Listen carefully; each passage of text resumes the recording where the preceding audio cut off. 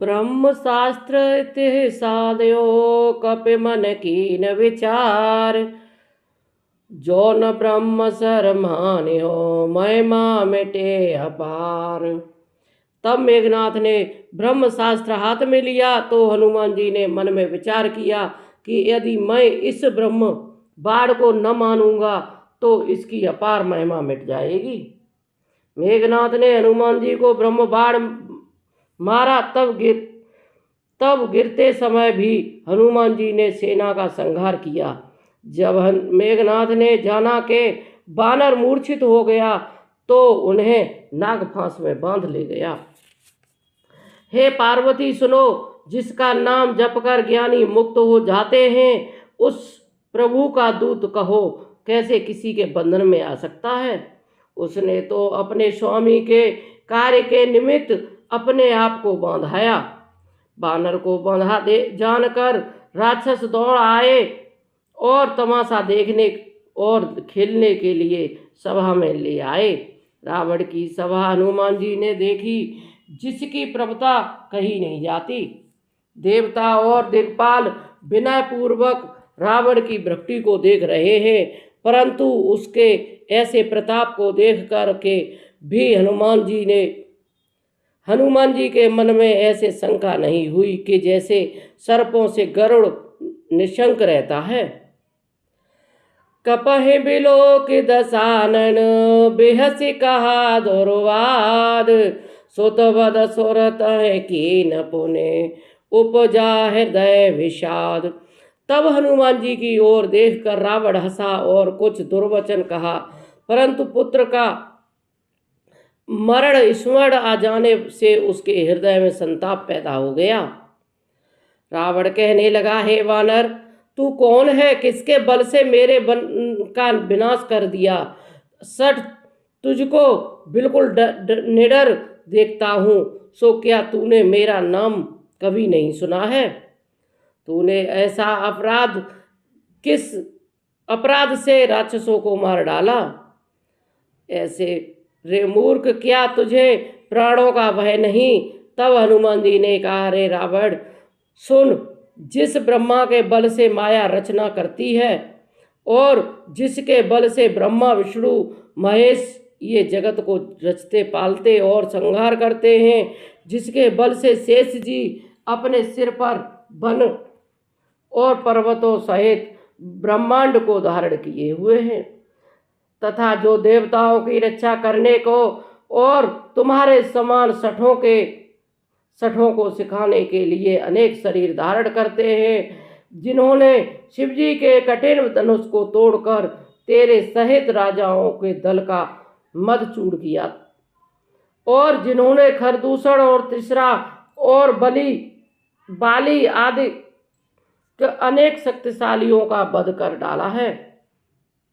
जाके बल लवले सते जिते ओ चराचर झार।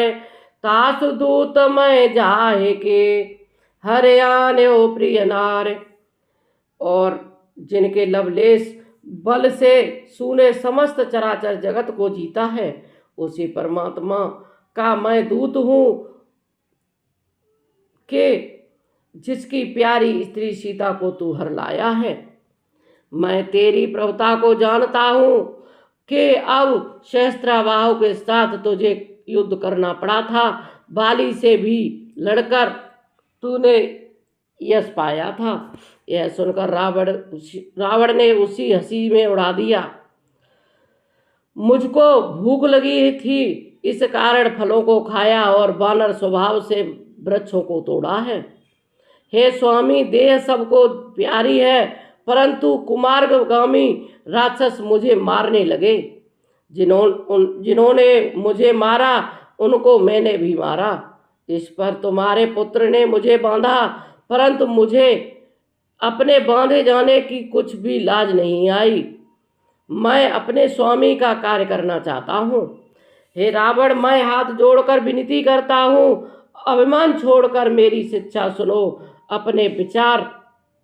अपने मन में विचार करके देख लो और भक्तजनों के भय को मिटाने वाले प्रभु का भजन करो।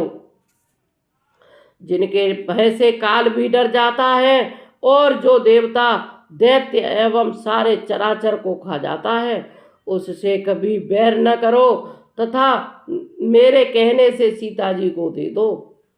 प्रणतपाल रघुवंश मने करुण सिंधु खरार, गए शरण प्रभु राखे सब अपराध विशार। हे रावण, खर के मारने वाले रघुवंश मणि श्री रामचंद्र जी भक्त पालक और करुणा के सागर हैं। यदि तू उनकी शरण में चला जाएगा तो तेरे सब अपराध को क्षमा रक्षा करेंगे।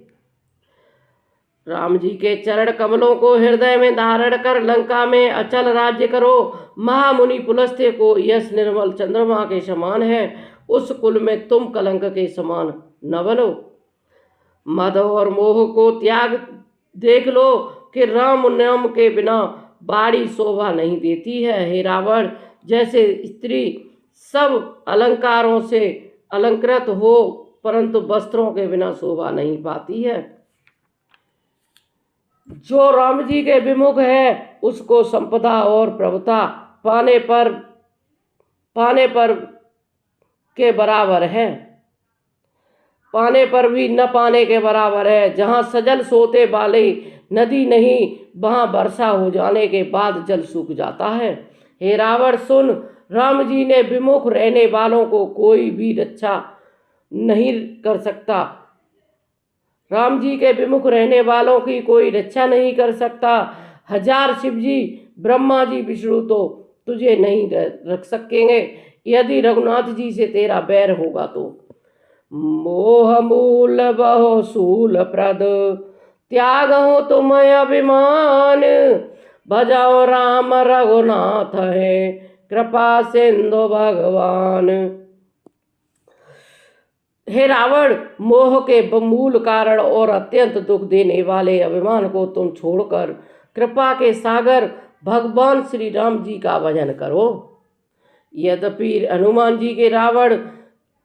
जी ने रावण को अति हितकारी और भक्ति ज्ञान धर्म नीति से मिली हुई बाणी कही, परंतु वह अभिमानी अधम हंसकर बोला कि आज तो हमको तू बड़ा ज्ञानी गुरु मिला है। रे नीच, मुझको शिक्षा देने लगा, तेरी मौत निकट आ गई है। हनुमान जी ने कहा कि उल्टा होगा, अब मैंने जान लिया कि तेरी बुद्धि भ्रम में है। हनुमान जी का वचन सुनकर रावण को बड़ा क्रोध आया और कहा कि हे राक्षसों, इसको मार डालो। रावण के वचनों को सुनते ही राक्षस मारने दौड़े तो मंत्रियों के साथ विभीषण वहां गए। बड़े विनय के साथ रावण को प्रणाम करके विभीषण ने कहा, यह दूत है, इसे मारना नहीं चाहिए, मारना नीति के विरुद्ध है। हे स्वामी, इसे अन्य दंड दीजिए। तब रावण ने मुस्कुरा कर कहा, हे भाइयों, इस बंदर का अंग भंग कर भेज दो। तब रावण ने सबको समझाकर कहा कि बानर की ममता पूंछ पर होती है, इस कारण इसकी पूंछ को तेल में भिगोकर वस्त्र लपेटकर आग लगा दो। जब यह पूंछहीन बंदर वहां जाएगा तब अपने स्वामी को ले आवेगा। जिसकी इसने अतुलित बढ़ाई की है उसकी प्रभुताई देखूंगा। तब रावण के वचन सुनकर हनुमान जी मन में मुस्काए और सोचने लगे कि मैंने जान लिया कि इस समय सरस्वती सहायक हुई है। तब वे मूर्ख राक्षस रावण के वचन सुनकर वही रचना करने लगे। इधर हनुमान जी ने अपनी पूंछ इतनी बड़ी बढ़ा दी कि नगर में वस्त्र, घी और तेल कुछ भी न रहा। नगर के लोग तमाशा देखने को आए तो वे सब लात मारकर हंसते थे। ढोल बजाकर सब ताली देकर हनुमान जी को नगर में घुमाकर उनकी पूंछ में आग लगा दी। तब आग जलती देखकर हनुमान जी ने तुरंत बहुत छोटा रूप धारण किया और छलांग मारकर स्वर्ण की अटारियों पर चढ़ गए। यह सब देखकर राक्षसियों की स्त्रियां भयभीत हो गईं। हरे प्रेरित ते अवसर चले ओ पवन 49, अट्टहास करे घर देव, कपे बड़े लागे आकाश। हरि की प्रेरणा से उस समय 49 पवन चलने लगे। तब अट्टहास करके हनुमान जी गरजे और बढ़कर आकाश में जा लगे। यद्यपि हनुमान जी का शरीर बहुत बड़ा था, परंतु शरीर में बड़ी फुर्ती थी। इससे वे एक घर में दूसरे घर पर चढ़ गए। सारा नगर जलने लगा, सब बेहाल हो गए। सब लोग पुकारने लगे कि अब इस समय कौन बचाएगा। हमने जो कहा था कि यह बानर नहीं है, कोई देवता है, बानर का रूप धरकर आया है, सो ठीक है। लंकानाथ से अनाथ के नगर के समान जलने लगी, सो साधु अवज्ञा का ऐसा फल था। हनुमान ने एक क्षण भर में समस्त नगर को जला दिया। केवल एक विभीषण का घर नहीं जला था। हे पार्वती, जिसने अग्नि को उत्पन्न किया उस परमेश्वर का विभीषण भक्त का था, इस कारण है। हे उमा, उसका घर नहीं जला। हनुमान जी उलट पलट कर लंका को जला समुद्र में कूद पड़े। अपनी पूछ को बुझा, श्रम को मिटा, फिर छोटा सा रूप धारण करके हनुमान जी हाथ जोड़कर सीता जी के आगे आ खड़े हो गए। हे माता, जैसे राम जी ने मुझे अंगूठी दी थी, वैसे ही आप भी मुझे कुछ चिन्ह दीजिए। तब सीता जी ने अपने सिर से उतार कर चूड़ामणि दे दी, जिसे हनुमान जी बड़े हर्ष से ले गए। हर्ष से ले लिए। हे तात, प्रभु से मेरा प्रणाम कहना कि हे नाथ, आप दीन दयालु हैं, इसलिए अपने विरध को संभाल कर मेरे हृदय महासंकट को दूर कीजिए। हे तात, फिर इंद्र के प्रभु जयंत की कथा सुनाकर प्रभु के बाणों का प्रताप समझाकर स्मरण दिलाना। यदि नाथ 1 महीने में न आवेंगे तो मुझे जीवित नहीं पावेंगे। हे कपि, कहो मैं अपने प्राण को कैसे रखूं। अब तुम भी जाने को कहते हो। तुमको देखकर हृदय शीतल हुआ था, परंतु अब फिर मेरे लिए वही दिन और वही रात हो गई। जनक सुत समुझाए करे, बहुविधि धीरज दीन। चरण कमल सिर नाए, कपे गमन राम पद कीन। हनुमान जी सीता जी को अनेक प्रकार से समझाकर धैर्य दिए और फिर उनके चरण कमलों में शीश नवाकर रामचंद्र जी के पास चल दिए। जय श्री राम।